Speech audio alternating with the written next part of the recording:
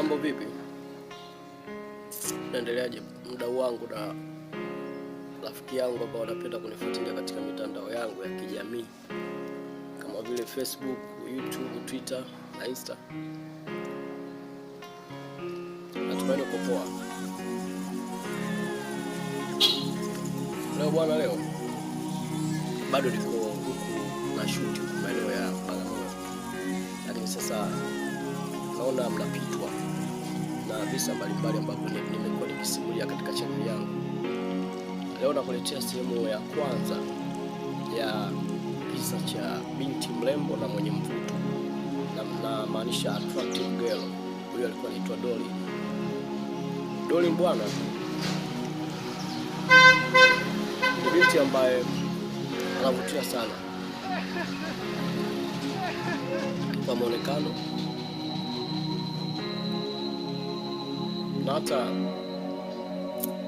baadhi ya sehemu zake za mwili, kwa maana ya maumbile yake yalikuwa yako vizuri sana. Huyu Dolly, tatizo lilianzia wapi mpaka mimi kufahamia na Dolly? Changamoto ilianza katika stendi ya mabasi ya Magufuli.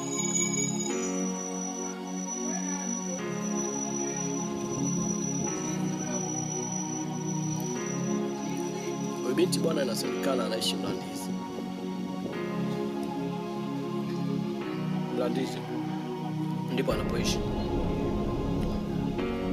Dolly bwana alitokea huko alikotoka mizunguko yake ya siku, huko akiwa na appointment ya kukutana na kijana mzuri na kijana mwenye mvuto ambaye walikuwa wakitumiana picha katika mitandao ya kijamii.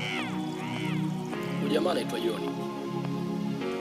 mchizi ambaye nyinyi mnasema ni six pack, yaani mchizi ambaye amekatika na mchizi ambaye anafanya mazoezi pande la mtu miraba 6.